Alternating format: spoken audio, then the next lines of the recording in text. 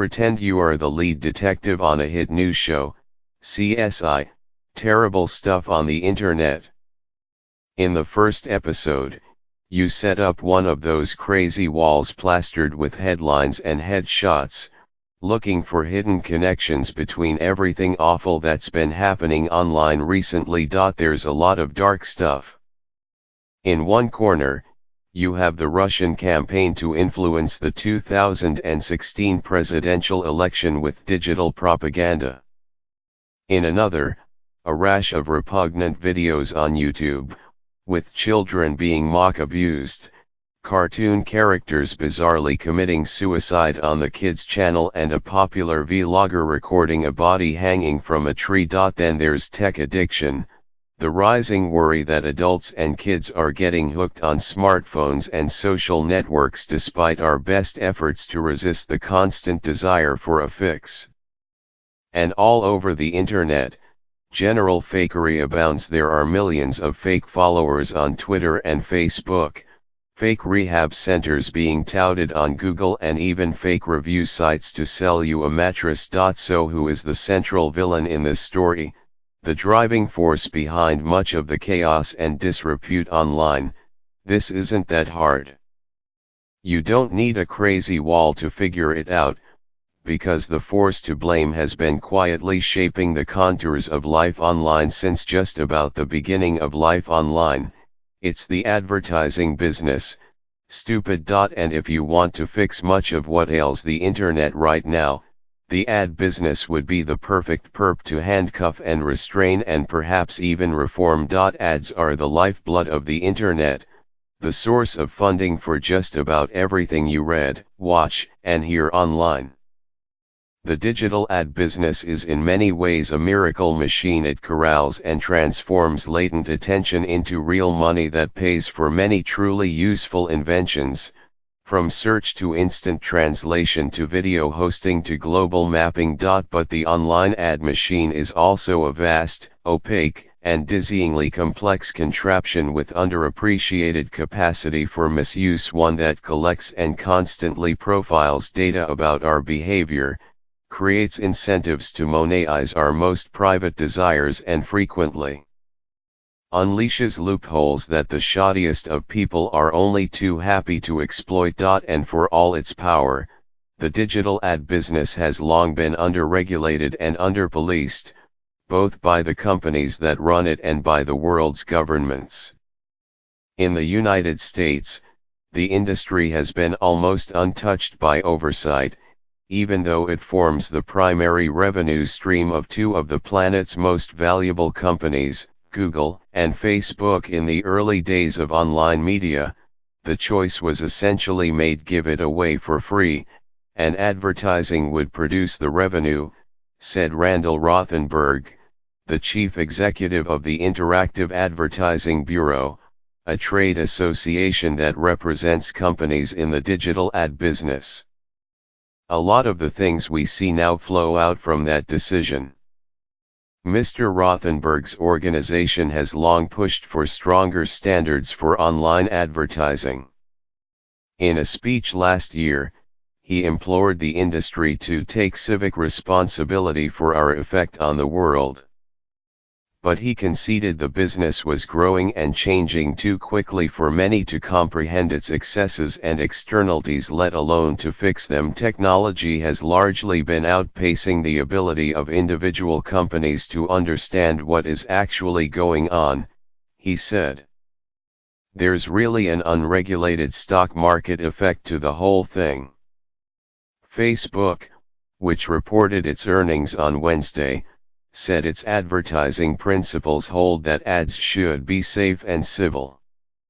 It defended the targeted ad business's overall value, arguing that digital advertising connects people to products and services from small businesses and creates jobs and helps the economy.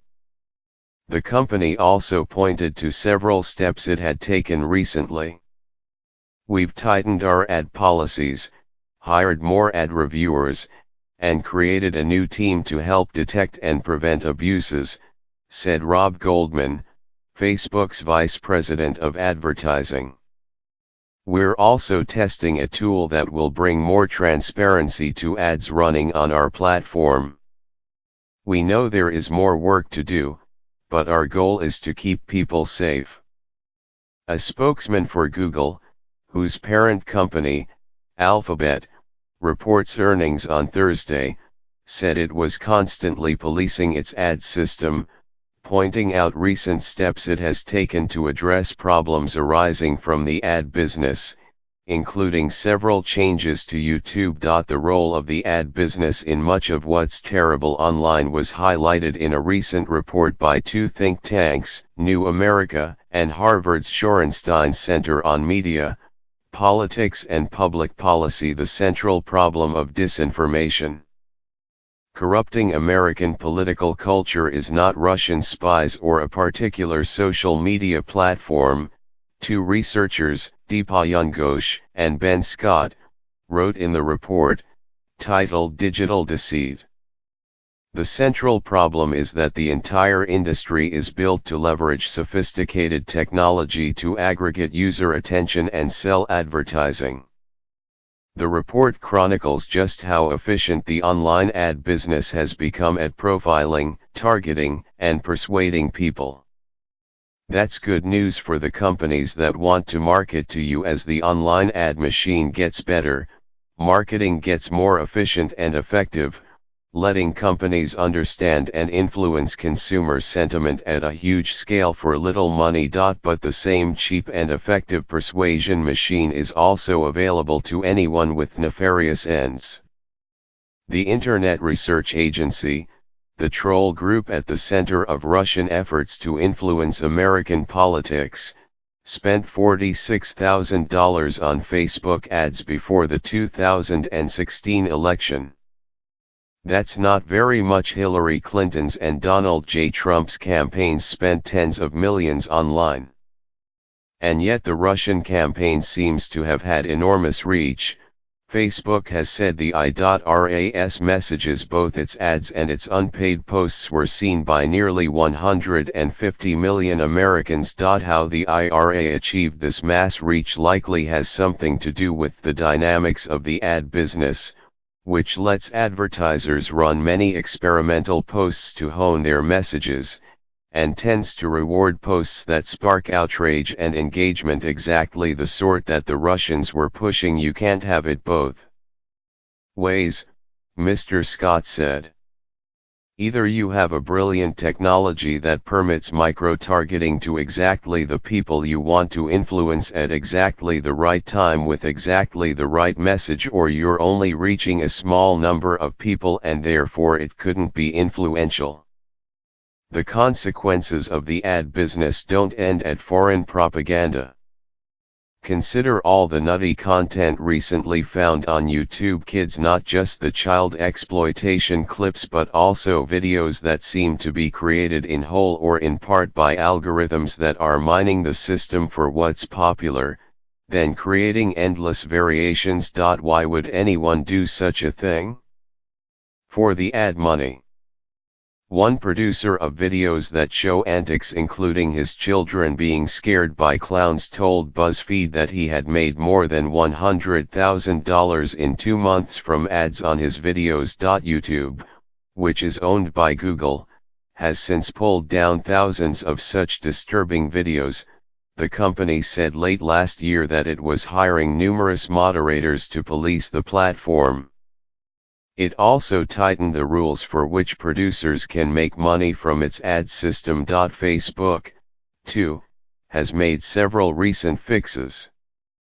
The company has built a new tool being tested in Canada and slated to be rolled out more widely this year that lets people see the different ads being placed by political pages, a move meant to address IRA-like influence campaigns.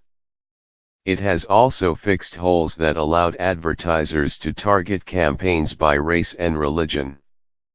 And it recently unveiled a new version of its news feed that is meant to cut down on passively scrolling through posts, part of Mark Zuckerberg's professed effort to improve the network, even, he has said, at the cost of advertising revenue. The tinkering continued on Tuesday, when Facebook also said it would ban ads promoting cryptocurrency schemes, some of which have fallen into scammy territory. Yet these are all piecemeal efforts.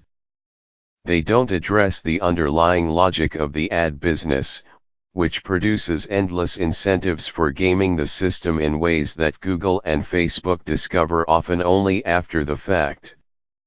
Mr. Rothenberg said this was how regulating advertising was likely to go. A lot of fixes resembling whack-a-mole.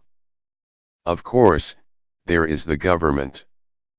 You could imagine some regulator imposing stricter standards for who has access to the online ad system, who makes money from it, how it uses private information, and how transparent tech companies must be about it all. But that also seems unlikely. The Honest Ads Act, a proposal to regulate online political ads, has gone nowhere in Congress. One final note: in 2015, Timothy D. Cook, Apple's chief executive, warned about the dangers of the online ad business, especially its inherent threat to privacy. I wrote a column in which I took Mr. Cook to task. I argued that he had not acknowledged how ad-supported services improved his own company's devices. I stand by that view, but now I also regret dismissing his warnings so cavalierly. Socially, politically, and culturally, the online ad business is far more dangerous than I appreciated.